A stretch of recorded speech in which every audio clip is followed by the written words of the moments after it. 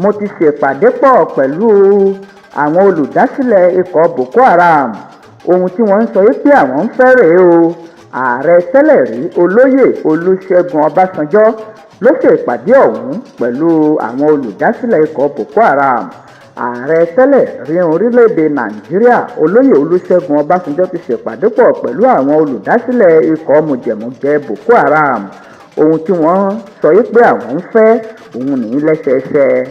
Olóyè Olúṣẹ́gun Ọbásanjọ́ sọ wípé níbi ìpàdé tí òun kọ́kọ́ ṣe pẹ̀lú àwọn olùdásílẹ̀ ẹgbẹ́ Boko Haram ni wọ́n ti kọ́kọ́ béèrè wípé àwọn ni àwọn dá ẹgbẹ́ ọ̀hún kalẹ̀ látàrí akitiyan láti rí ẹ̀tọ́ àwọn gbà lọ́wọ́ ìjọba nítorí wípé ìjọba kò mú ìgbáyégbádùn àwọn ní òkúnkúndùn àti wípé àwọn ò rí èrè ìṣèjọba àwa ara wa jẹ.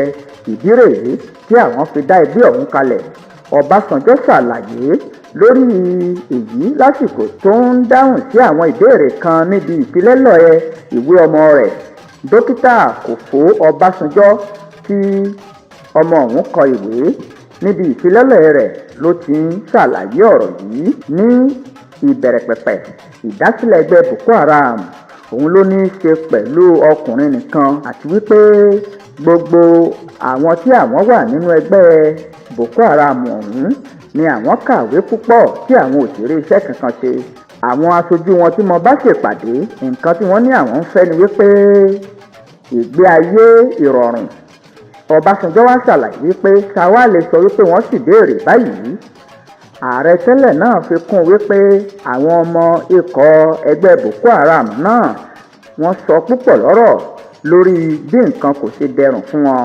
Ó ní lásìkò tí òun wà lórí ipò ìjọba láyé ológun òun ṣèpàdé kan pẹ̀lú àwọn aláṣẹ báńkì àgbáyé èyí tó fi hàn wípé àwọn aláṣẹ òkèèrè wọ́n mọ àléébù orílẹ̀-èdè Nàìjíríà. Ọbásanjọ́ wá tẹ̀síwájú pé bí àwọn ènìyàn bá ti mọ àléébù ènìyàn níbẹ̀ gan ni wọ́n gbà wọlé sí onítọ̀hún lára.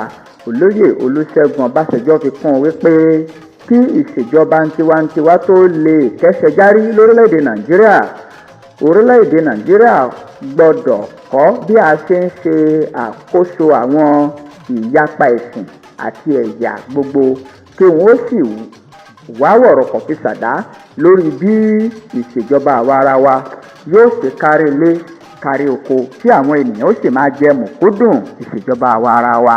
Ọbásanjọ́ ló sọ bẹ́ẹ̀ sọ̀dáhùn.